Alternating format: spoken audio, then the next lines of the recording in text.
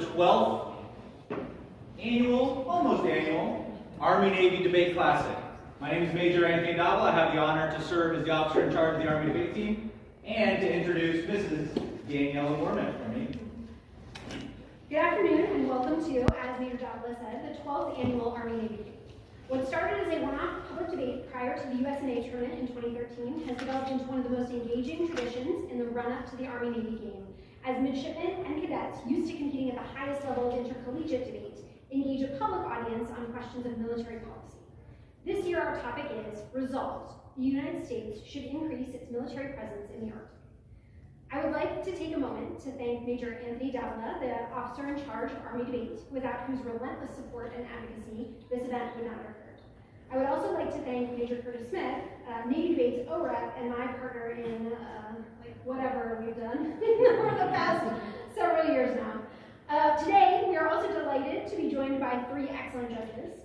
Mr. Michael Harrington, the Director of Debate at Towson University, Ms. Margaret Hacht, Policy Researcher at Bracewell LLP, and Dr. Kat Duffy, Senior Policy Analyst for the National Health Law Firm. I'd also like to take a moment to introduce the debaters who will be debating today.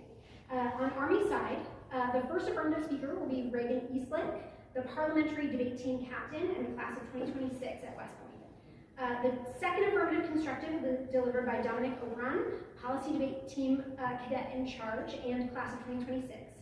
The first affirmative rebuttal will be delivered by Jean Kang, class of 2027, and the second affirmative rebuttal will be delivered by Hayden Wilding, class of 2028. And on Navy side, the LNC will be delivered by Griffin Sourfield, class of 2027. The second negative constructive will be delivered by Jake Lawrence, also class of 2027. The first negative rebuttal will be delivered by Langston Capter, class of 2028. And the second negative rebuttal will be delivered by Truman Connor, Debate Team Captain, and class of 2027. So without further ado, I think we'll just let them do their thing. All right, folks, go ahead.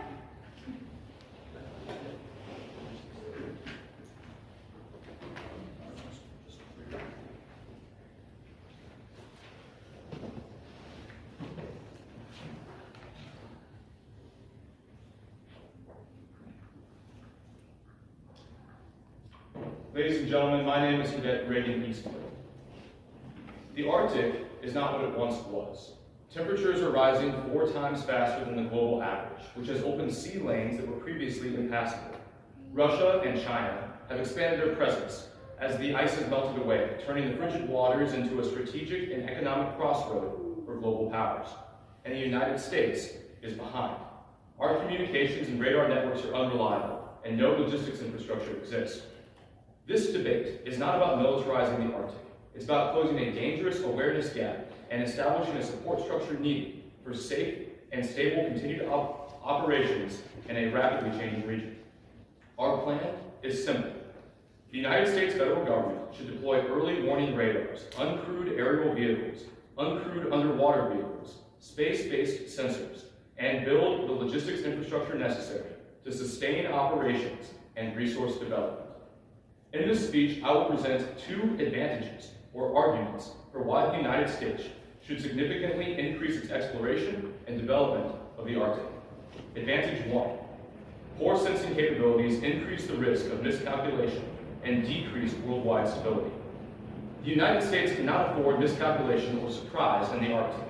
The Arctic is the shortest, most direct avenue from Russia to North America. Modern aircraft, submarines, and long-range missiles can cross this region with little to no warning if our systems fail.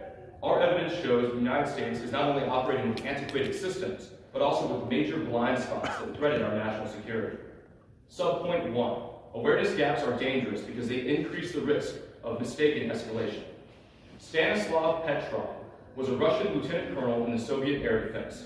On September 26, 1983, while monitoring their early warning system, he received the message that a ballistic missile from the United States headed toward Russia had been launched.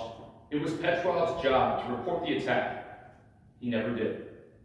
His gut told him it was a false alarm, and he was right. But if he hadn't come into work that day, if he had not come in on September 26th, this world would have seen nuclear war. That is the danger of inadequate sensing capabilities. Russia has spent the last decade modernizing 400 Arctic military sites, which they have used to deploy more armored aircraft, expand submarine patrols, and practice long-range strike missions through the region. When our enemies are escalatory and our eyesight in the region is weak, the risk of misinterpretation rises dramatically. During crisis, small misread signals can be incredibly dangerous. The solution is simple: improve our eyesight in the region. Subpoint 2, modern threats exploit the gaps in our sensing systems. Our enemies have been busy. New missile systems travel at unpredictable altitudes and angles. Hypersonic rockets and glide vehicles can change direction while in flight, making them impossible to track with older sensors. Russian submarines can launch cruise missiles even while submerged at a long range. All these capabilities exploit gaps in current U.S. sensing architecture.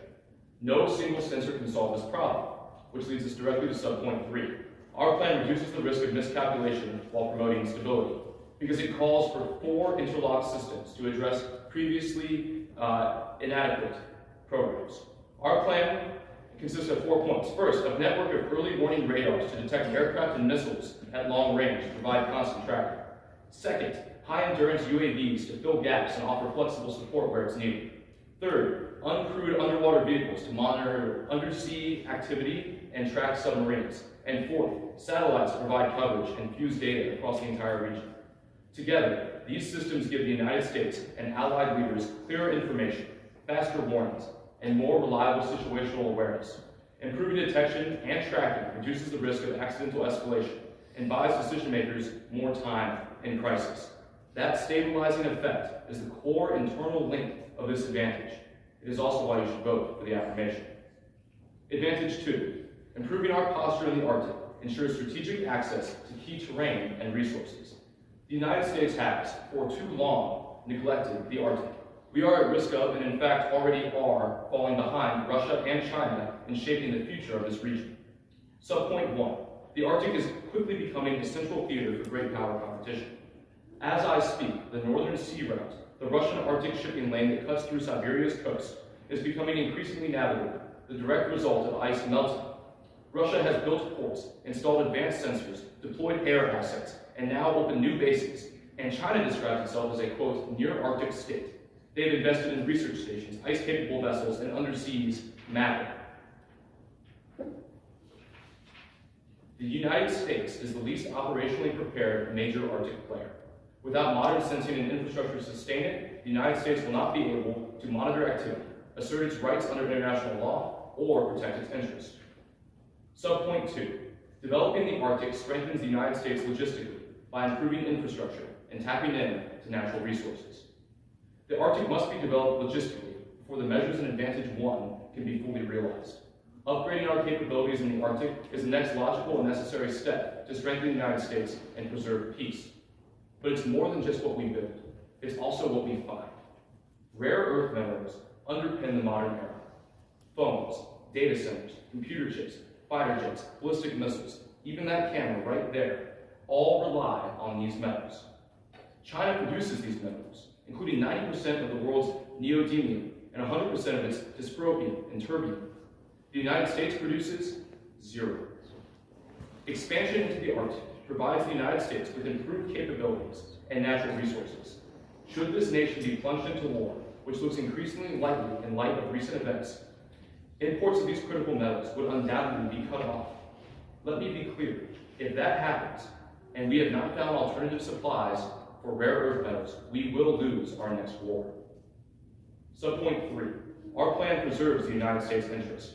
By building out our Arctic infrastructure, harnessing our natural resources, and deploying a modern, multi-layered sensor network, the United States regains the ability to monitor Russian and Chinese activity, to support freedom of navigation, to assist in search and rescue, to deter coercion, to adapt to climate-driven changes in sea routes, to produce electronics without the need for Chinese minerals and metals, and to ensure energy and natural resources are secure. This is not just about preparing for war. It's about maintaining access and preventing others from shaping the region in ways that will disadvantage the United States and its allies. In conclusion, the Arctic is rapidly changing, so our approach to it must as well. Our plan changes our stance from flat-footed to ready. We deploy a layered network of early warning systems. We reduce the risk of miscalculation. We strengthen our ability to deter our adversaries. We We harden our access to natural resources. We, in other words, develop the Arctic, which is both our side of the resolution and an argument in and of itself. Thank you.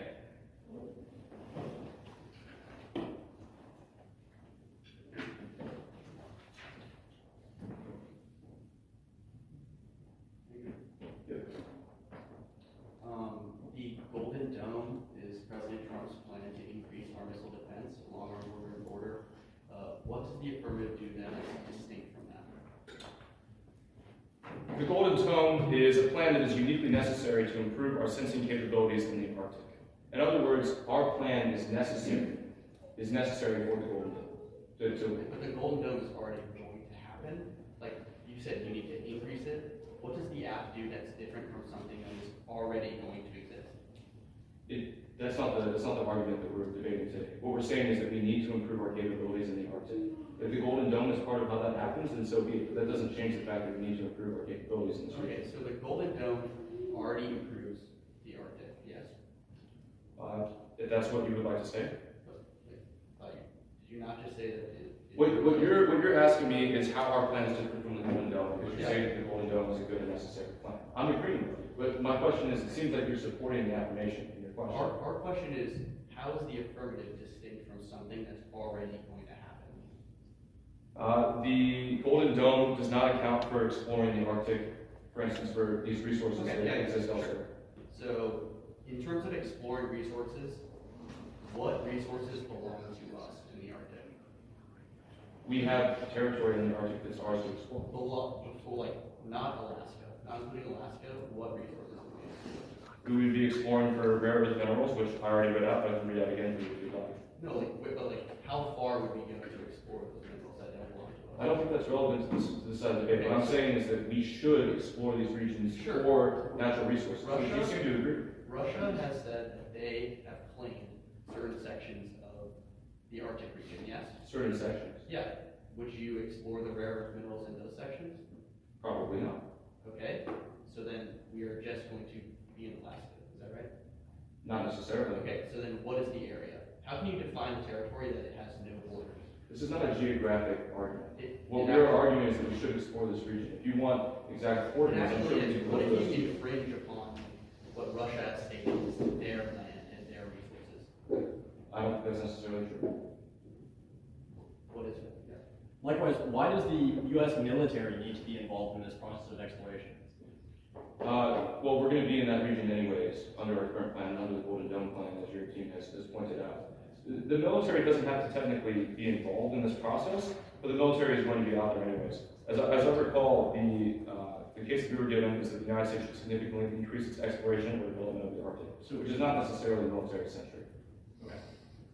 So the only difference is that you explore rare earth minerals and the Golden Dome does not. No, there's other differences as well. We also talk about UAVs, UUVs. The Golden Dome, to my understanding, is exclusively in space, which is not. Gentlemen, that's time.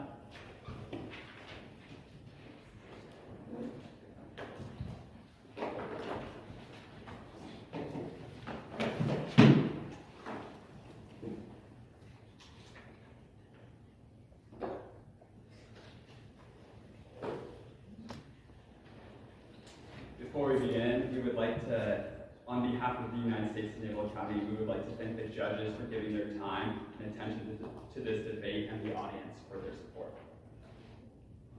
We negate the plan.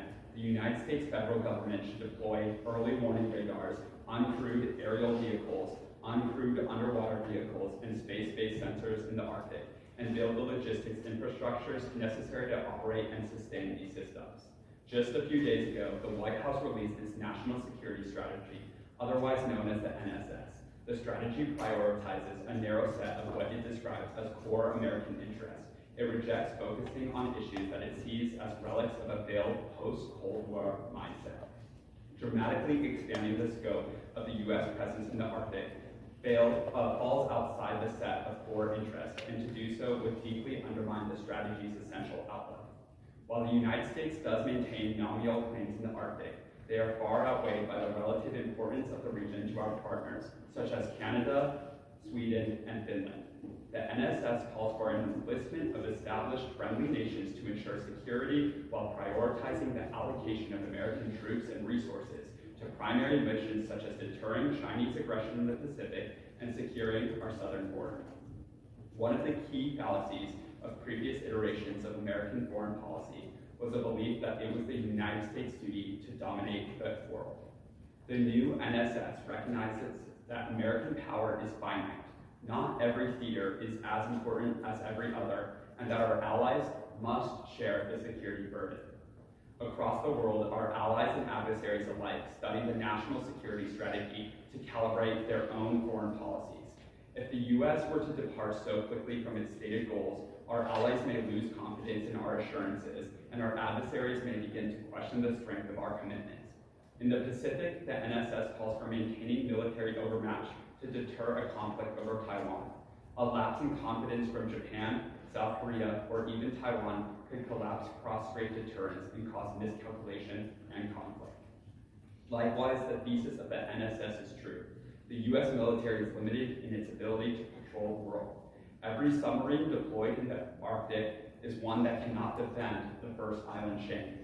Each shipyard occupied repairing damage caused by icebergs is one that cannot refit ships for the Pacific. If our forces south of the Arctic Circle are weakened because of Arctic deployments, our adversaries will attempt to exploit these weaknesses. Currently, cooperation between U.S. and Russia in the Arctic is strong. Both are deeply invested in the International Arctic Council. Neither power has an interest in militarizing the region, and both have been able to benefit from the fruitful scientific and economic cooperation. To that end, the president has even called for investment in Russian mining and oil drilling in the Arctic. However, grossly expanding the presence of the U.S. military in the region would cause extraordinary damage to that relationship. Expansion would not only deprive the American people of these economic opportunities, but could as well cause a dangerous spiral of escalation. According to an article published a week ago in the Bulletin of Atomic Scientists, quote, deployment by the United States of an advanced ballistic missile system to the Arctic region could lead to a 1962-like Cuban Missile Crisis. This time, however, in the opposite way. Should Russia detect the presence of U.S. missiles in these regions, the tensions would most certainly soar, with Moscow issuing a warning to Washington to immediately remove these missiles, or else risk being attacked, starting the war. That would be catastrophic. Russia, an already paranoid actor on the world stage, would undoubtedly escalate the situation. While speaking at a military conference in March, Putin emphasized his commitment to defending the Arctic, stating, "We won't allow for any infringement on our country's sovereignty, reliable safeguard our national interest while supporting peace and stability in the polar region." Now moving on to the Army's case. A fault in the Army's case is that their improvements ignore the structures, sensors, and military tech already existing in the Arctic. Our first argument is that expanding those comes with very little upside and a heavy downside. They are expensive. The current U.S. military strategy, as outlined in the NDAA, already invests in Alaska, as Senator Murkowski outlines as all necessary defenses for our northernmost border. It is through overspending that already causes problems across our military. We don't need to spend any more defending something that is already secured. Voting for the Army is voting for a money black hole. Furthermore, Army's assertion that the U.S. needs resource in the Arctic is wrong. The U.S. is energy independent, and recent discoveries of rare earth minerals in states like Utah, California, Montana mean that the U.S. has nothing to gain outside its own territories, and according to Bloomberg, are enough to sustain production for 75 years. Exploring the Arctic for resources could only be interpreted as exploring parts that are not ours. Cooperation will not resolve allocation. Furthermore, exploring parts that are not ours, which is there to explore if we already know and claim that way. This is a spark for conflict with Russia and sow discontent with our partners in the Arctic. The United States already has necessary Arctic technology in the status quo. To start, on radars, which our ballistic missile defense system is dependent on, no ballistic missile defense system that exists can shoot down a hypersonic weapon, which is in the conclusion of their evidence. Terminal defenses are sufficient. Now on UUVs. A variety of UUVs exist and operate with U.S. forces in the status quo. Oceaneering International, Kongsberg Discovery, and Anduril have all developed models that are patrolling the seas. General Dynamics even has developed a UUV specifically for deployment in the Arctic. Submarine Development Squadron 5, headquartered in Silvergate, Washington, is responsible for many of them. In addition, its subarctic counterpart leaves it flexible enough to respond to a threat in the north, but below the threshold of escalation. Recently, in a United States Navy ice exercise, the Bluefin 21 was deployed, showcasing the role of UUVs already in play in and out of the Arctic. Finally, on UAVs, forward deployed Arctic early warning systems escalate, which expose Russia's boomers. Most of, if not all, of Russia's military presence in the north is in support of its nuclear deterrent. UAVs can be moved into U.S. territory such as Alaska and Maine and ready to deploy into the Arctic without encircling Russia. We do not need to escalate military tensions in the Arctic by adopting Army's plans. We are ensuring a military confrontation in the status quo. Threatening Russia secure submarine lake of the nuclear triad threatens their right to exist as a state. Russia is currently in a bind. They do not want a war in the Arctic. They want cooperation. By encroaching within the Arctic Circle, the United States is risking a gamble that they do not want to play. To conclude, we negate the plan that the United States federal government should deploy early warning radars, uncrewed aerial vehicles, and uncrewed underwater vehicles. Thank you.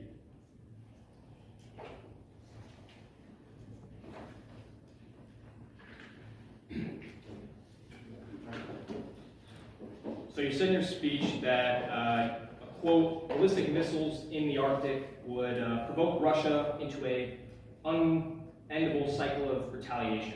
Did we propose missiles in our plan? No, but Did we propose any offensive weapons in our plan? the early warning radars. How will sensors of any kind provoke Russia in any way? The early warning radars that you guys suggest in your plan will provoke Russia because our ballistic missile defense system is entirely dependent on these early warning radars. But just so we're clear here, the only thing that we're talking about putting into the Arctic are sensors. There's nothing ballistic going into the Arctic. Well, it senses something which they need to keep secret. Like, states have submarines because they want to feel safe in their second leg of the nuclear triad. When we deploy all these sensors to detect what they think is secure and safe leg of their nuclear triad, that threatens their security as a state, and that's happening. So to be clear, the answer to that question was no, we did not suggest UAVs, ballistic yes, missiles UUVs, into underwater vehicles, purely sense, detect purely to submarines. sense, Submarines. You said said you submarines. purely to sense operations that are already happening in the Arctic Yes. at the behest of Russia. How does a sensor that detects incoming missiles to the continental United Missiles States not affect coming under Russia's the security? water. You're detecting their submarines. And missiles that fly over the Arctic Circle, Yes. which we have proposed as part of our plan. How does that affect Russian security? It would be as if the Russian state were to compromise the secrecy of the Ohio-class submarine. It would severely compromise national security because you know the location of these things, which could eventually lead to. Simultaneously, Navy is suggesting that the Golden Dome was a positive thing, which is effectively doing the same thing, sensing Russian movements in the Arctic. So how is that We are saying differentiable from that ground-based radar the systems? Golden Dome is something that will happen. Not that it's good or bad, but that it resolves a majority of what the affirmative is talking It about. resolves 1/4 of what we're talking about. As well, The the other Golden Dome 3/4 does not is include UUVs that detect Russian UUVs submarines. and ground-based radar. Yep, we're saying that, well, it does include ground-based radar. What it doesn't include is the UUVs, which detect Russia's secure leg of their nuclear triad, which are their nuclear submarines. Additionally, you said that our resources on the state side are enough for the United States. If that's the case, then why aren't we harnessing those? Are there certain reasons like? We are. No, 100% of the rare earth metals I talked about in my speech are made in China. The reason why we haven't Resources started aren't drilling made for them. anywhere, they're discovered. The reason why we haven't discovered them is because there are No, we have laws discovered against drilling in U.S. states, whereas the Arctic is primarily We- uninhabited. It's also a question of production. Like the United States is currently building out the industrial base to process these resources. That is the bottom line, right? If we discover more of them in the Arctic, we still have the problem of we need to build all these factories to process all these critical resources. Keep it in other words, develop. Gentlemen, that's time. We're gonna take a break. For 8 minutes, starting now.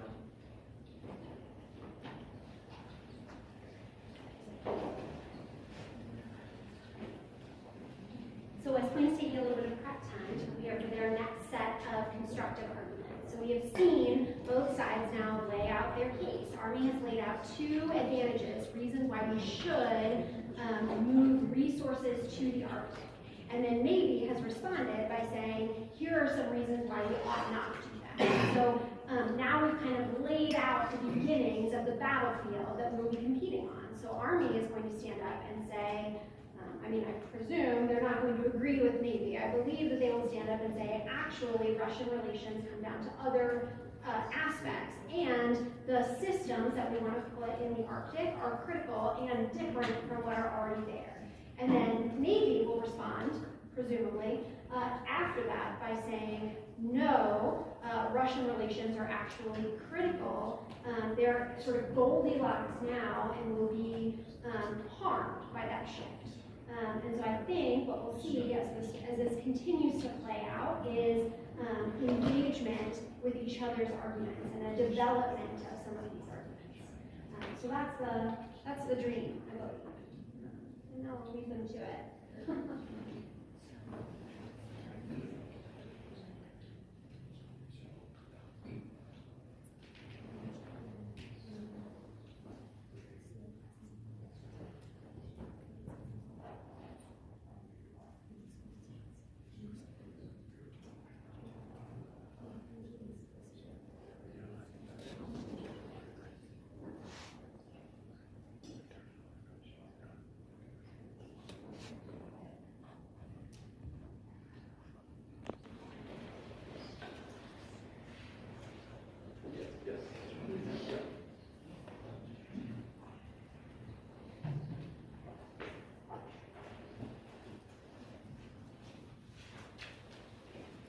I'm gonna do my bylines and then do like all the overview stuff at the bottom. So like a summary will go at the bottom and we'll just answer everything that we dealt with in that speech at the top.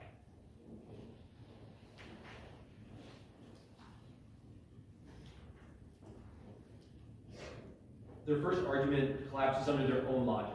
The national security prioritizes China, but that does not mean that every dollar or sensor must be locked exclusively into the Taiwan theater.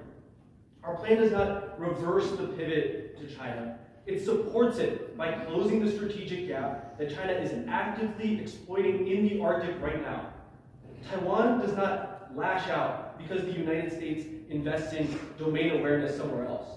The U.S. global force posture has always been multi-theater. It is right now. The Allies understand that credibility comes from comprehensive competition, not tunnel vision in one theater. More importantly, China's conflict is driven by cross-strait dynamics, domestic legitimacy, military balance, not marginal Arctic investments. The disadvantage that the negative is proposing assumes a zero-sum strategy and irrational escalation, but history shows the opposite. Diversified U.S. presence deters that opportunism by signaling capacity and resolve.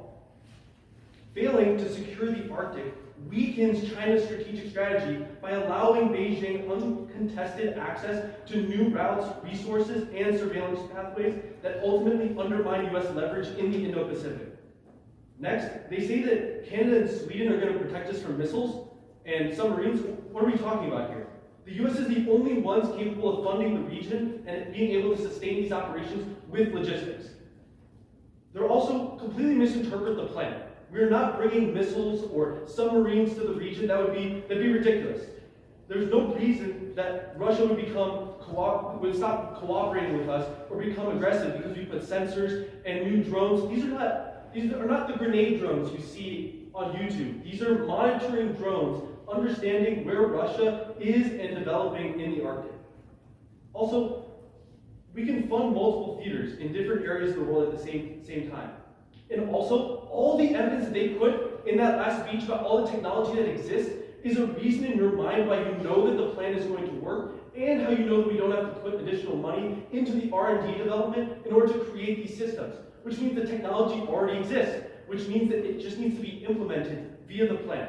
All of our evidence and all the experts that talk about the lack of U.S. force posture in the region is just a simple transition argument. We have all the technology as given to us by the negative. It just needs to be implemented in the right areas that the 1AC is advocating for. Also, California and Utah don't produce these key REMs that we talk about. It's all for production of things like wind turbines and motors, not for the jet items and radar systems that we're talking about. Also, answering some of their Golden Dome arguments. 3 answers. Number 1, missile defense only works at the point of launch or interception. It does nothing for persistent Arctic awareness, presence, or gray zone control. Also, the Golden Dome is 20 years out, whereas the technology for the affirmative is happening right now. With the polar ice caps melting 20% every year, it's out of the question to wait for the Golden Dome, which every expert agrees is going to take at least 20 years for it to come into fruition. And you're telling me that Congress is going to continue to sustainably pass that budget for the Golden Dome every year when the technology doesn't even exist? This is unrealistic. We cannot wait for the Golden Dome to become we can't wait 20 years, essentially. Ask yourself, what does the Golden Dome do for monitoring Russia and China outside of missile defenses? Ask yourself, what does the Golden Dome do for monitoring trade routes and Russian and Chinese port expansions, and submarine exploration, and logistical awareness? Nothing. Also, on UAVs, Russian drones can survive in the Arctic for 4 days.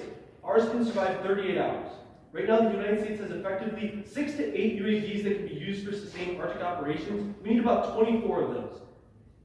To maintain a real persistence, meaning 24/7 awareness across multiple Arctic approaches, we need Arctic-capable drones to establish a minimum requirement to sustain 3 or 4 orbits to sustain 24-hour awareness. Next, this argument that we need to cooperate with Russia. Prioritizing cooperation with Russia as a precondition for Arctic surveillance is unrealistic and strategically risky. Cooperation is valuable when it is reciprocal and grounded in shared norms, but current conditions in the Arctic do not meet that standard. Russia has repeatedly demonstrated a willingness to act unilaterally, militarizing the region, violently shipping norms, violating these norms, restricting access to the northern sea routes, and ignoring enforcement of international codes. Look at what's happening in the world right now. Betting U.S. security on cooperation with Russia assumes Russia's restraint when recent behaviors do not justify that. Effective cooperation requires leverage, presence, the ability to operate independently if an agreement fails. Right now, the United States lacks that infrastructure and the awareness to verify compliance when cooperation breaks down. Building domain awareness and logistics does not preclude that cooperation, though. It enables it. It allows the United States to engage from a position of credibility, protecting civilian life and upholding agreements rather than merely signing the agreement. Prioritizing cooperation first without the capability to understand what Russia is doing in the region is just irresponsible. Also, they make the argument that we also have all these UUVs already there. Having UUVs and having this technology is not the same as having Arctic undersea awareness. The United States owns UUVs, but they're not persistently deployed in the Arctic or nor optimized. None of them currently exist in sufficient form. If inventory alone solved the problem, the Arctic wouldn't still be acknowledged as an undersea blind spot. The plan closes that gap. Also, the plan is fundamentally peaceful. It deploys non-offensive, defensive sustaining systems whose sole purpose is to provide clarity, warning time, and situational awareness, not to project force or threaten Russia. Radars, UAVs, and UUVs cannot launch weapons, change the balance of power. They simply allow the United States and its allies to understand what is happening. So to reiterate kind of what we talked about in the first speech. Peer-reviewed studies from the International Trade say that new Arctic sea routes can cut East Asian and Europe shipping routes up to 40%, reducing the transit times by 10 to 20 days per voyage. According to NASA, the Arctic is melting fast enough to change global shipping. Summer ice shrinks by about 12% every decade. These efficiencies can save millions of dollars for the Chinese and make it inevitable that they will become interested in the region. Russia will support this because the routes run along its coastlines, and the Arctic transport generates port fees, icebreaker export revenue, energy exports, and infrastructure investments. Thus, as my partner talked about, the Petrov incident shows that false positives and blind spots are what can cause lack of situational awareness and creates vast threats. The primary system guarding the Arctic today is the North Warning System that was used during the Cold War. Russia's fielding hypersonic missiles right now that can evade these detection systems and completely overrun us. Next, the strategic access and development of the plan allows for logistical infrastructure necessary for resource deployment. These critical minerals and 70% of these rare earth minerals need to be sustained in order for us to have an advantage over China. Minerals like terbium, holmium, and lutetium are embedded in nuclear components for advancing our medical imaging, and also for jet engines and missile systems. This outweighs failure in Ukraine affects Europe, failure in the Indo-Pacific affects global trade, but failure in the Arctic risks a strategic surprise against the United States itself on the homeland, and homeland vulnerability outweighs every other theater.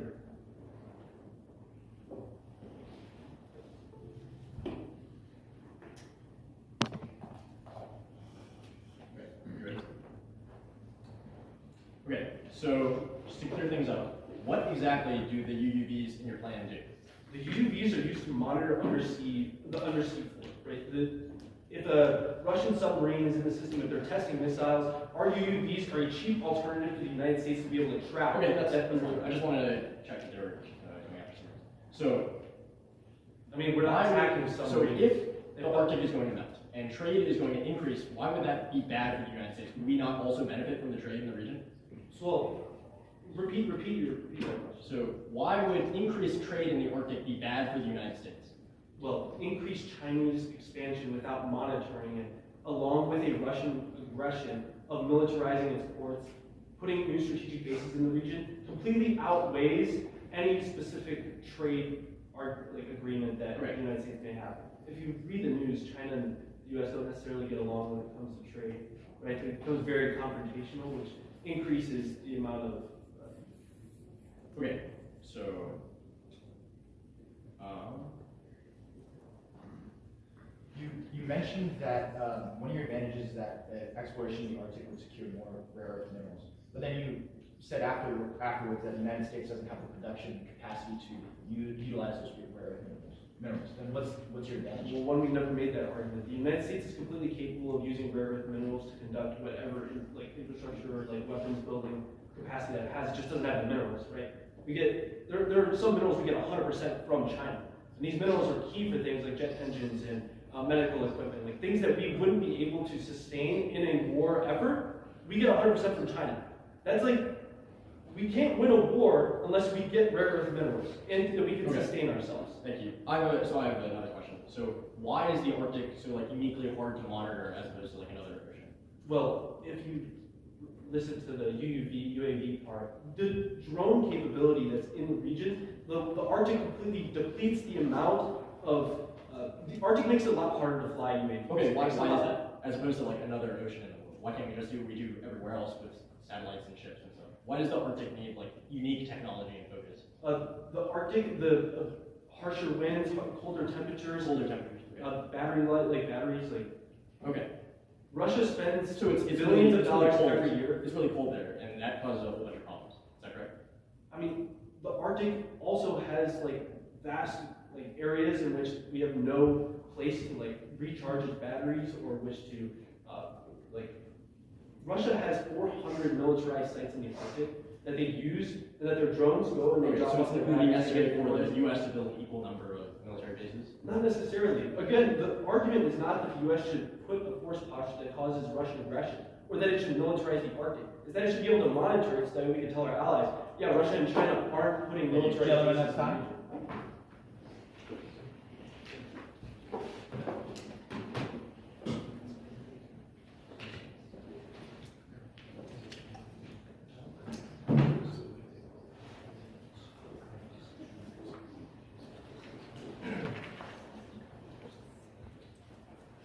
All right.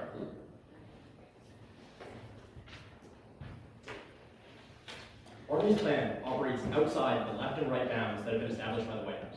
Their formulation of Russian aggression is incongruent with the national security strategy.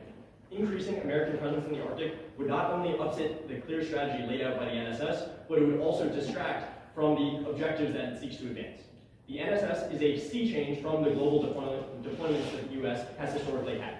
The White House, by way of the NSS, has pledged to reduce all of those legacy deployments in support of a narrower section of core interests, the Pacific, the southern border, and definitely not the Arctic. The unique blend of blind spots in the Arctic are a function of its difficulty to navigate and its cold climate. If Army is correct and the Arctic will melt very soon, turning it into a regular ocean, there's no reason to specialize our operations around this theater. Normal intelligence, surveillance, and reconnaissance practices would be sufficient. On top of these practical concerns, there is a question of perception. President Trump has been careful to reassure American allies in the Pacific, namely Japan, South Korea, and Taiwan, that the U.S. will remain steadfast in its policy of cross-strait deterrence. However, maintaining double deterrence is a dangerous and delicate process. If the U.S. breaks from the NSS and pivots towards the Arctic, this throws the U.S.'s commitment to cross-strait deterrence in question. This break in confidence could lead to unpredictability and miscalculation, both of which could escalate into a war in the Pacific. The NSS also calls upon the U.S. to involve its allies, especially Europe, in ensuring regional security. Army has said that they are not bringing in any sort of missiles, it's only detection technology, all of which we could easily provide to our allies. Enacting a buildup in the Arctic would require the devotion of a large amount of money, talent, and attention away from other matters of importance to national security. Army will try to convince you that because they're using drones, their costs will be minimal. However, this could not be more false. The smaller their drones are, the smaller their internal batteries are, which means that the range will be limited. Effectively, maintaining all of these drones will require either constant patrols from Navy vessels or a constant land presence. This will also mean that large amounts of drones will be necessary as opposed to one ship. Likewise, there is a premium on drone technology and technical expertise in the U.S. military. The U.S. is in the process of a revolution in military affairs.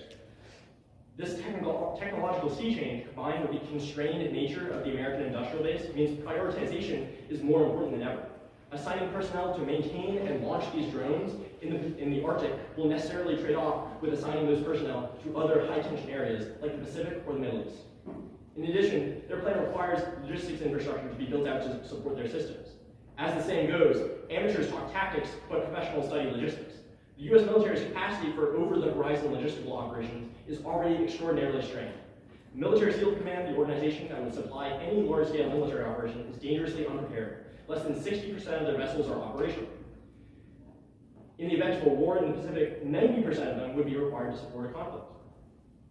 The Department of the Navy and the Department of War are aware of these deficiencies and are working to resolve them now, but if there were to be a pivot towards the Arctic, this would distract. Arctic operations require special certifications and skill sets that normal shipping does not need. Winterizing the hulls and engines, allowing for navigation in dangerous waters, would all slow the process of rebuilding the U.S.'s logistical capacity. Now on to Russia. Army assumes that a conflict with Russia is imminent and threatened, except there's no risk of that in the status quo. Russia has been devastated by war in Ukraine, and millions of Russians have died. Its economy is on uncertain direction. There's virtually no trade between the U.S. and Russia to contest in these new trade routes, and Russians are the last people looking for a new war. Army's characterization of Russia as a revisionist state is wrong. They are better described as defensive realists. The war in Ukraine only came as a result of NATO encroachment, which Army is attempting to repeat in the Arctic. Even if Russia has transgressed norms in other regions, the Arctic in particular is a region where Russia has been respectful of international law. It has been a long-standing member of the Arctic Council. Even after invading Ukraine, Russia was an active member of the Arctic Council. In 2023, Russia chaired the council, and it peacefully transferred power to Norway. Russia's only interest in the region is to protect their nuclear submarines, which are a part of their defensive second strike capability. On the subject of UUV deployments in the Arctic, this alone is reason to negate the plan. Mutually assured destruction, the top-level security theory, which both the US and Russia subscribe to, relies on both sides being able to inflict damage on the other. UUVs upset that balance by revealing Russian ballistic missile submarines to the United States. US submarines, or the UUVs themselves, could then target and destroy that leg of the nuclear triad. The affirmative's increased detection capabilities would result in these submarines being made more vulnerable, exposing Russia to use it or lose it pressures, which could escalate into further militarization of the Arctic and eventually war. Furthermore, current missile defense capabilities are sufficient to protect the American homeland, especially with the funding of the Golden Dome program. Army's only example of a nuclear accident is from the 80s. American technology with respect to accidents has advanced as well as our adversaries. And during process, Army cannot distinguish their own program from the defense capabilities of the Golden Dome, which means that when the Golden Dome is established, we would solve all of their ballistic missile defense offense without needing to intrude in the Arctic. Additionally, American allies like Sweden and Finland both have capable militaries which could be better leveraged towards this mission than the United States because they already have basing in the Arctic Circle. The U.S. is engaged in a careful process of rebalancing its military posture toward core national interests. The Arctic, lacking economic or strategic importance, is not a core interest of the United States. Even if Army's worst nightmare were to happen, the United States would be secure in its deterrence in regions that do matter. The Pacific and the Americas would remain safe for America. On the subject of the Golden Dome, if the Golden Dome is going to take 20 years to establish a reasonable ballistic defense capability, then Army's plan can certainly take as long or longer as well. The build-out of sensors and satellite detection technology would take an extraordinarily long time, as well as the logistical infrastructure alone to support it would take a lifetime of its own. The cost of these systems is also reasonably suspect. The estimated cost of the sensors that Army calls for would be $600 billion. That would be better spent on incoming threats like Taiwan, which is coming as near as 2027. It is a question of prioritization and rebalancing.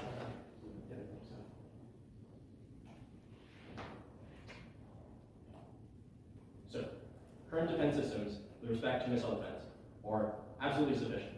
Deployment of UUVs would certainly be escalatory with Russia.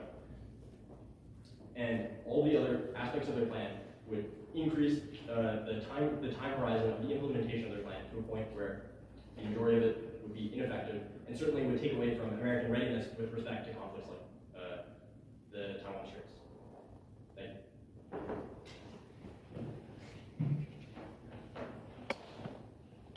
you. Yeah. Let's go. So we've seen continued evidence of Russian aggression in the Arctic, but you're also claiming that Russia is not a threat. So which is it? Russia is definitely not a threat. Russia is not a threat. Not Russia, Russia. the very same nation that is sending patrols over into We also said large Russia areas. is not a threat. Not as many as Russia does. So what you're doing is you're looking at continued Russian aggression in the region. You're claiming that Russia will not be aggressive in the region. No, they would not be. They are only looking to defend their nuclear submarines. Nuclear submarines which are in the region, which would be an act of aggression. They're Nuclear submarines. They're with the in their ability- section of the Nuclear Arctic. submarines with the ability to launch onto Nuclear submarines are a secured second strike capability. They're not offensive weapons. They're only a You response. also to claim that our radars from the 1980s are sufficient. No, radars that were certainly built in the not. 1980s. The American military is constantly on a program of modernization. Is constantly improving all of these things. So it's not true to say that these radars are Not in the negation world. In the negation world, we're just going to hold what we got with our radars. From the We are 1980s. defending the status The very quo. same Modernization radars is happening that in the led to status quo. the very same radars that led to the This is like situation. the U.S. military has never stood still. In the status quo, it's constantly modernized. I'm glad that you agree, because that's the affirmation case, that we need to modernize the Arctic. Would you not agree with that? No, sir. No, we say that. Additionally, you've asked us through your speech what we're going to do in addition to the Golden Dome. I'll tell you this: we're going to use UUVs, UAVs, and radars in addition to the. Was that a question for me? It is. The question is, why do you not see the difference between a ballistic system that exists in space and a radar that exists on the ground? Yeah, so is one of the planks of your plan not a space leg? But one of the legs of our plan is space detection capabilities. Okay, so that would be the the same radars as that the are radar. purely sensory in nature. Well, I believe all radars are sensory. Where did the number 600 billion to install these sensors come from? It's an estimation of the. An estimation. It comes from the Golden Dome. So a system that is not our system. A system that has already been very approved. easy to So describe. if you're going to supplement it, it would certainly be more expensive. But You're what adding we on just to established is capabilities. that the Golden Dome has capabilities that are different than passive sensors that we will install in the Arctic, correct? The most recent estimate inside the article says just for the sensors alone is $451 billion. Can you put a price on the United States not being bombed by Russia? It's not being. It might be. There are We people already we've already spent in the Arctic. billions of dollars to make sure that doesn't happen. We don't need more. We spent maybe a couple millions of dollars in the 1980s. That's the last time we No, this is not true. There are tons of ground-based interceptors in Alaska. The Golden Dome now, Okay, which we're is not- approved, would be. Once again, I'll draw you back to mine constructed, which was we are not going to be installing ballistic capabilities in the Arctic. We're merely going to extend our eyesight into the region. Because right now we are blind. But also, like, you have the sensors, like, what are the sensors doing to stop Russia from sending a missile? Like, we're just gonna realize it's gonna hit us. We need to be aware of our enemies. That's time, gentlemen.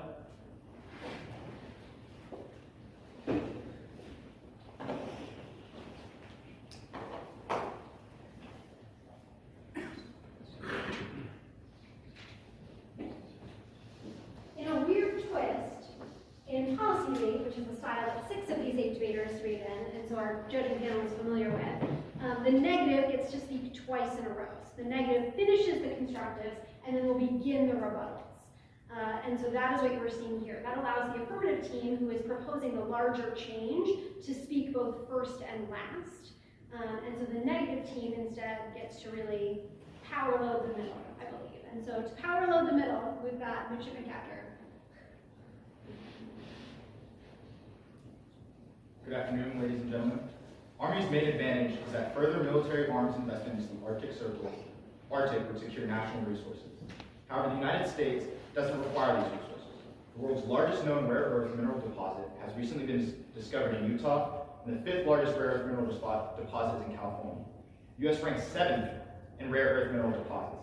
The world's largest oil producer is already the United States, and Texas Intermediate is the most traded in value or sweet oil commodity, bearing rare earth. Furthermore, the Trump administration has already recently made large investments in domestic rare earth production companies, including MP Materials, Vulcan Elements, and ReElement Technologies, Rare Earth Inc., and USA Rare Earth, ensuring that these resources can be of use. Increased weapon buildup in the Arctic, besides the already established Golden Dome, does nothing besides provoking Russian forces, bases, civilian exploration, and giving the Russian administrative state no other off-ramp besides potential nuclear escalation. Furthermore, the Arctic is undergoing extreme climate warming and is expected to melt by 2038. Instead of diverting more resources towards an area that is already strategically secure until 2038, as stated by the National Security Strategy, the United States can and should allocate resources to Taiwanese and Indo-Pacific operations. As Admiral John C. Aquilino has repeatedly stated, joining sentiment from other senior military officials, the Indo-Pacific is classified as the most important region for future military operations. Further investment in Arctic operations on the scale we haven't seen since the Cold War would severely reduce American relations with the Taiwanese and our Indo-Pacific allies, along with providing no other tangible advantage besides, again, provocation. Their case is also lacking in a priority area, sufficiency. It's unclear that marginally increasing what already exists in the Arctic will result in some massive deterrent effect against Russia and China in the region. Most of their claims presume a world in which the Arctic has zero military equipment, which is just not the case. In the case of Russian weapons and equipment site, Zabatina Zista is a former base for the Akula Typhoon-class nuclear-powered ballistic missile submarines, now a base for the Yasen-class and Oscar II class nuclear-powered cruise missile submarines. Furthermore, Admiral James G. Fogo explains that in his breakthrough research about nuclear stability, submarines are the only secret and secure leg of the nuclear triad which provide security to every country. Let's say we were in a standoff in which both sides had 2 people, one that you could see and another who could take out both people if one side decides to initiate firing. This provides stability since everyone knows everyone will die if they go first because of the hidden other person. Now imagine you were able to detect where the secret person was and attack them first. That side would be vulnerable to attack since the person that attacks the other first will always win since they can take out the secret person. This is the logic of submarines. It's good that they remain hidden so countries can feel secure and knowing that mutually assured destruction will always hold. What Army proposes in detection of those submarines, it's like a transparent ocean and Russia fears that reality. It's why we keep the location of Russian submarines hidden and secret. Marginal returns on perhaps early warning systems versus potential nuclear escalation because of arms buildup is not a positive trade-off. Escalation of the massive arms also has a declining return in deterrence. For example, if I'm in a shootout and given 15 guns that can only use one for the majority of the time, the next 14 have diminishing returns. They have no practical use. In fact, it's very likely to promote my opponent to bring allies and more weapons, further escalating the conflict in this analogy, my potential death. In essence, U.S. arms buildup does not directly lead to de-escalation of any sort. The increasing military presence also directly contradicts the national security strategy of the current administration. To summarize, the NSS focuses on global de-escalation of military operations in places like the Middle East and operations against Russian forces in Ukraine, while increasing strength for allies in locations like the first island chain, Chinese operations, and South American national terminal networks. Clear investment into Arctic operations not only has destabilizing effects on Russo-American relations, but directly contradicts the sentiment of the national security strategy and American interests. To summarize, the Army's plan not only has no advantage when it comes to rare earth elements, the United States already has a large deposit of rare earth elements with the production to back it up, but it provokes Russian submarines. It provokes Russian submarines while also contradicting national security strategy.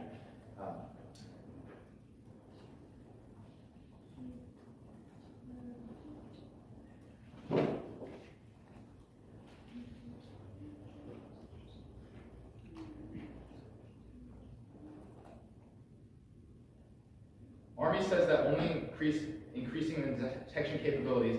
However, this is meaningless.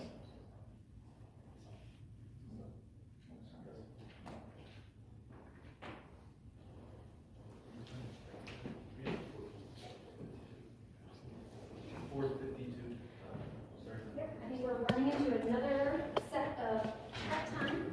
So the affirmative is going to take this time to prepare based off of what they've heard thus far from the negative. And we'll begin to see the debate, I think, kind of narrow a little bit as the affirmative sort of consolidates down to the most important arguments. And then the negative will do likewise. Finally, the affirmative will do so again. So it sounds like they're ready.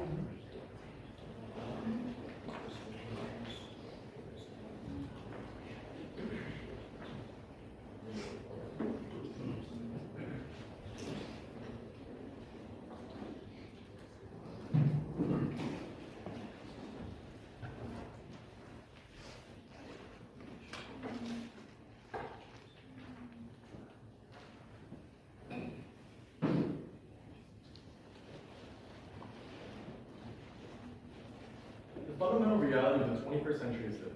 Geography is destiny, we're losing the map. While we debate, Russia is dredging ports, and China is mining rare earth minerals that define the future economy.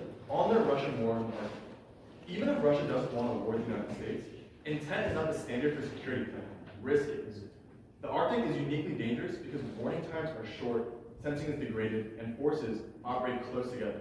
Russia does not need to seek war for conflict to occur. Accidents, miscal, and escalations can pull the U.S. in. Improving Arctic awareness reduces that risk. Only the plan can solve this. On the Golden Dome, we've highlighted 3 reasons why the Golden Dome doesn't work. 1, missile defense only works at the point of launch or interception. It's also 20 years out. It's too far-fetched of a timeline for us to rely on. And the Golden Dome can't do anything to monitor port expansion, logistical awareness, nothing of that sort. Additionally, absent real reconnaissance efforts, we're in a blind spot in the Arctic. We have no opportunity of knowing what missiles, weapon systems, and capabilities lie in the Arctic through states like Russia and China that they have on us. Because we do not know, it creates a misallocation of resources and decisions for some inadequate information. This contributes to miscalculation. This is the key idea that only the app can solve for these blind spots. On Indo-PACOM, look, we aren't taking away from Indo-PACOM operations. We are reallocating systems like nuclear submarines or key flight systems in the region. The Navy should know the most about this. We reallocated the largest carrier fleet from the Pacific to South America. We aren't doing anything like that. We're instead inserting more additional resources into the Arctic where it's key. The Navy says the technology already exists. We just need to deploy it. Melting Arctic conditions actually lower costs because systems don't need extreme cold R&D. China already knows this. That's why they're exploding the Northern Sea trade routes. That's why they have the ability to move in and access these key economic regions. The $600 billion figure is empirically wrong. That's about nationwide missile defense interceptor systems, not Arctic sensors and logistics. What we're talking about is radars, satellites, UAVs. Those only cost tens. The plan is incremental and cost-effective and is backed by evidence. On specifically our plan. Our first priority is defense of the homeland. The plan is not an attempt to go to war with the Russians. It's simply to have the ability to have domain awareness of what's going on. As we reiterated, the increased maneuverability and opening of shipping lanes will rapidly change the dynamics of the Arctic. With more ships comes the risk of blind spots and urgent security threats on the U.S. mainland. With more advanced weaponry, like hypersonic glide missiles, modernized ballistic missiles that can't be tracked, the U.S. is completely in the dark in the north. The NEC has brought up this risk of Russian perception of U.S. militarization. There's two key points. First, the plan is purely defensive and it can't be misinterpreted. We advocate for placing sensors and reconnaissance that are clearly differentiable from offensive platforms. This does not lead to unique Russian aggression, any more than our existing Army and naval capabilities in Alaska. To do so is a fallacy and to misinterpret Russia as an unstable actor. Second, we want to reiterate that Russia has already built 400 Arctic military sites. Logistical cooperation is the only way to track these sites and the only assurance that we can give to international allies. Other allies both expect and require infrastructural capabilities that only we can propose from the western side and the north. We naturally benefit international allies and assure them of regional occurrences, while at the same time having enough compensation and enabling broader protection for our own domestic prioritization. This complements the Golden Dome by allowing proper allocation of resources and proper understanding of weapon systems and reconnaissance. On Advantage 2, this is specific. The rare earth cliff is real and imminent, and this is the strongest argument that should be considered. The reality of the situation is that we are 100% dependent on our primary adversary for materials needed to build the weapons we deter them with. It's a paradox we can't sustain. The impact and benefit is the fact that if China cuts off rare earth exports like terbium, scandium, deuterium, all of which cannot be accessed from Utah, what is something that China has already alluded to, defense industrial bases halts. We can't build F-35s, we can't build guidance ships, we can't build radar systems. We can't produce any of this infrastructure, and it creates a halt. We cannot win a war when we have no ability to produce for a war. You can't have a mine up the road, you can't have a road without the infrastructure and builds. Matter of fact, is structural. If we lose access to all these supply chains, we lose the ability to fight any war anywhere. Only through access of these key REMs that have been discovered by Russia in their own Arctic regions can we actually access and provide a domestic supply. We aren't just focused on militarization. The key point is logistics. Presence is deterrence. By building a logistical footprint, we signal to Russia and China.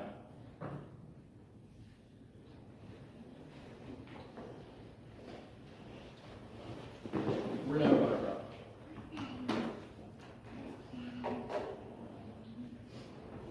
So we're headed into the last two. Maybe's got a little bit of time on the clock left to prepare their final rebuttal. I suspect we will hear some things about Russian relations. I suspect we may hear some things about Taiwan and the perception of the national security strategy. I suspect we'll hear a few other things too, so I guess we'll find out soon.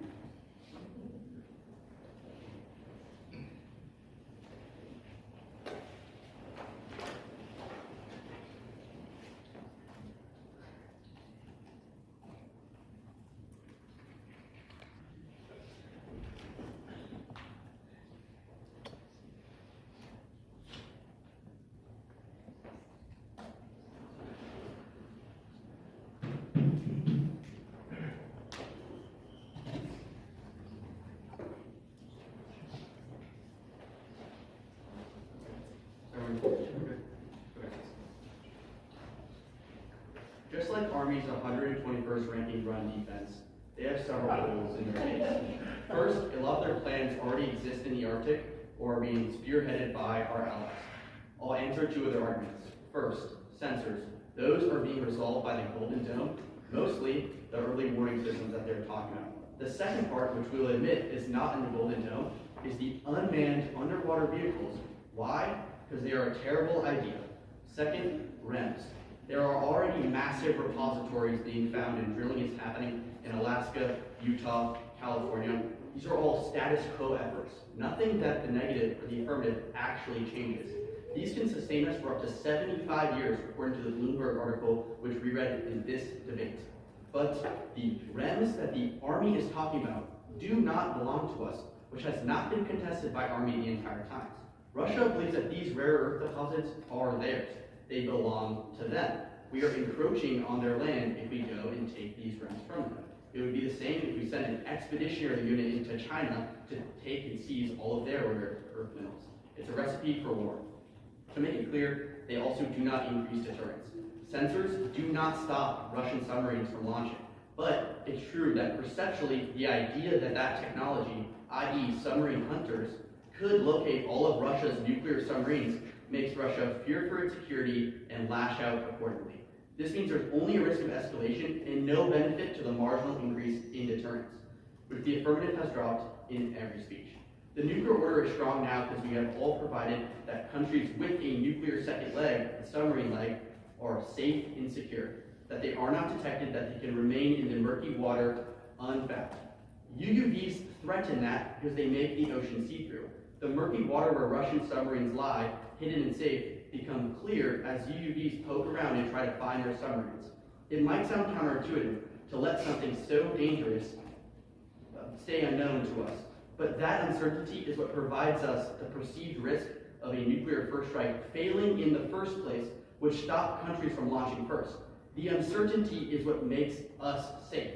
The sensors give us the possibility of taking out their submarines first, even if it's not our intention. It is what our enemies perceive we are able to do, which is the standard for defense, or the US would be tossed into reckless foreign policy and endless war.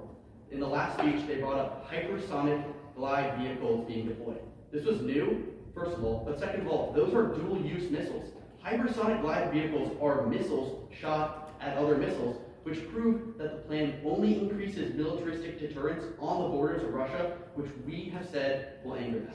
This massively outweighs any risks that they are talking about because we have provided the only conditions in which their situation, Russia launching missiles at the United States, would materialize.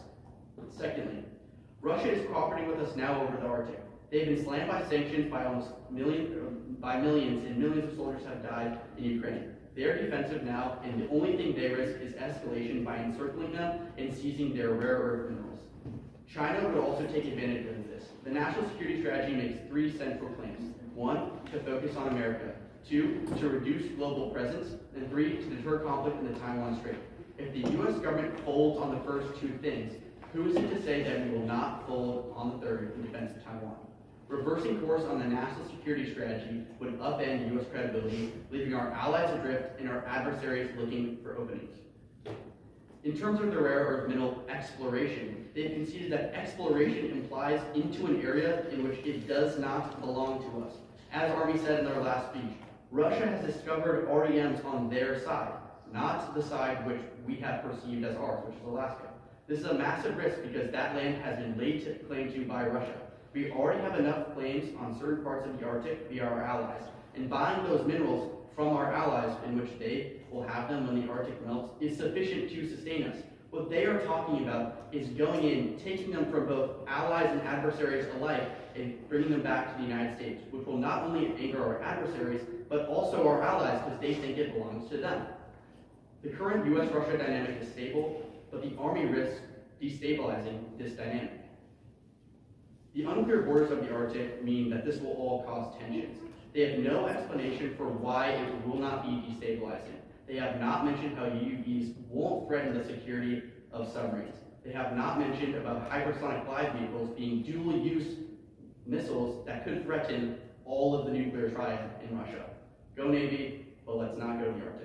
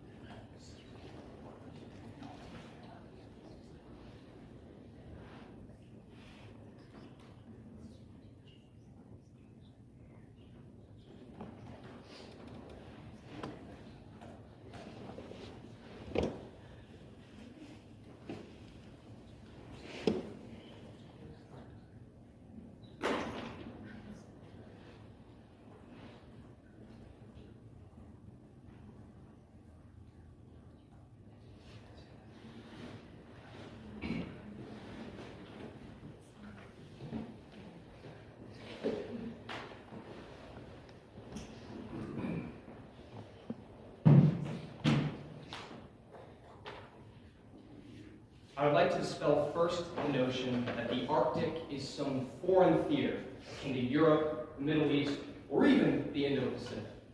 In case we are forgetting, Alaska, a U.S. state with almost 1 million people, lies squarely within the Arctic. Everything that the affirmation proposes, from increasing sensing to UUVs to excavating rare earth minerals, occurs securely within U.S. sovereign territory. We are not provoking Russia, and I never claimed to be doing so by mining and land they've claimed, making unwarranted excavations or movements into Russian-claimed waters. That was said not one time by the affirmation. Thus, the federal government expanding its exploration and development of the Arctic is inherently a homeland security issue. This is about protecting American lives in the most effective, efficient, and immediate way possible.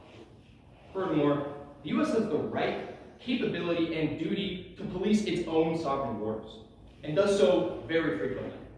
What the NED proposes is allowing Russian nuclear submarines to move unmolested as they pass by population centers, cities, and cruise right by Alaskan territory.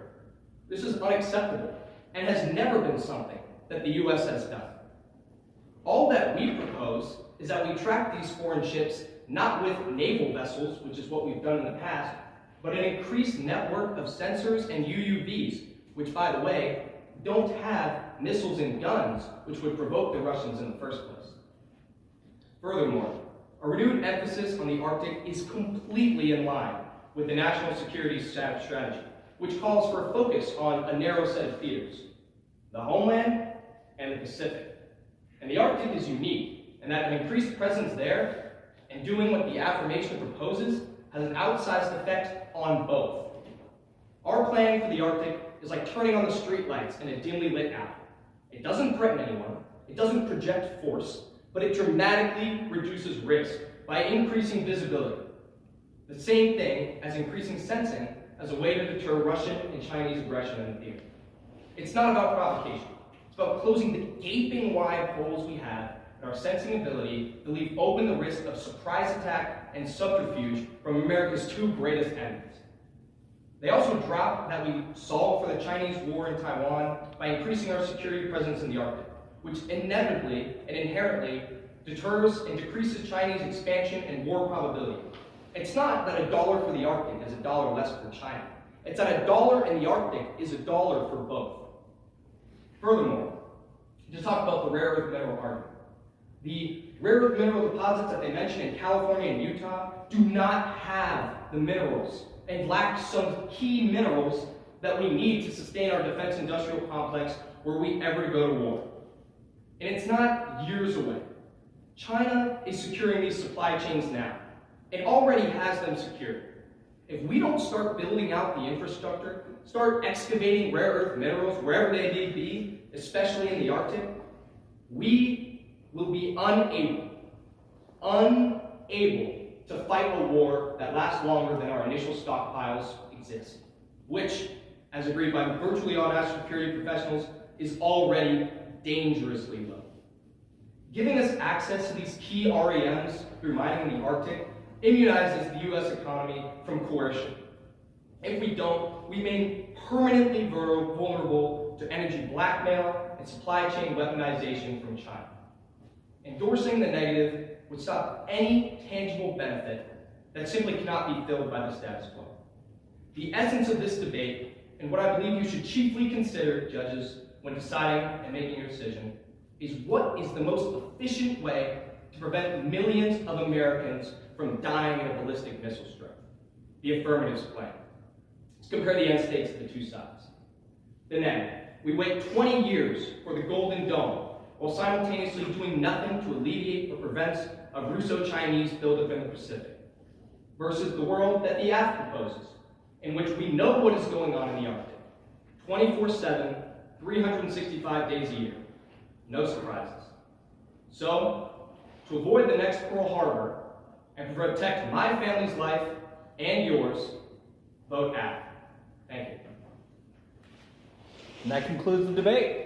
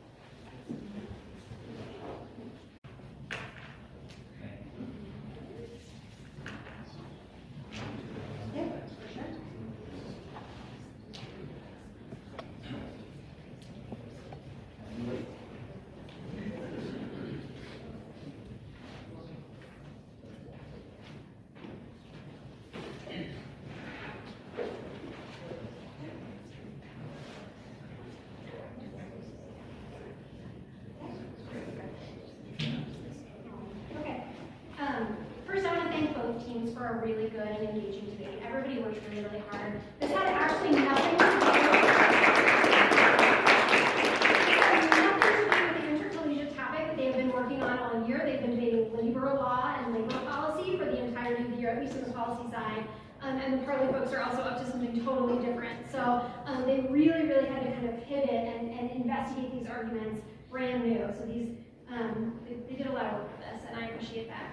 So with no further ado, the top speaker of the debate is second class Truman Connor from the Naval Academy.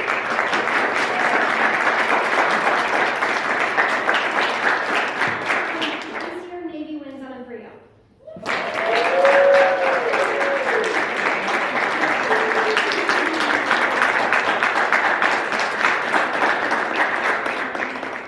Judges, do you all want to say anything? If so, feel free. Do you want us? Yes. Yeah, absolutely. A quick, tiny little RFP. No, nothing long. Sure. I voted neg because I was pretty persuaded that the status quo probably solves a fair amount of the app, and that there was only a risk that doing the app would cause Russia to miscalculate. I thought that there wasn't really a persuasive answer to the argument that sensors sort of reveal where the subs are, and that nullifies the sort of mutual assured destruction threat. I thought it would be pretty persuasive. Literally the same. I think that is when the particular framing that Truman goes for was particularly persuasive to me, saying that it only increases military deterrence capabilities, really makes it really kind of like eye-opening for me to be like, okay, Russia's not going to be okay with this, and it is going to increase some tensions to allow for them to be, those know that do come on their particular alignments. So that's why I kind of was with that. Yeah, I also was convinced by the argument that attacking subs would be something that causes aggression, and I think the difference was, you all are correct that the submarines themselves aren't, or the sensors themselves aren't aggressive, but I think Navy's argument is that they allow us to do more aggressive things in the future, even if the sensors themselves aren't, right? They think that we could use those sensors against them. And so I thought that made that argument pretty convincing to me, and I did think that the most persuasive argument was about the mineral shortages, and I think that the neg had some decent pushback by saying we could get that type of minerals from our allies. And so I think that that made me think that the risk of a nuclear war starting to be protect subs would be worse than us not having the minerals. Thank you all very much for your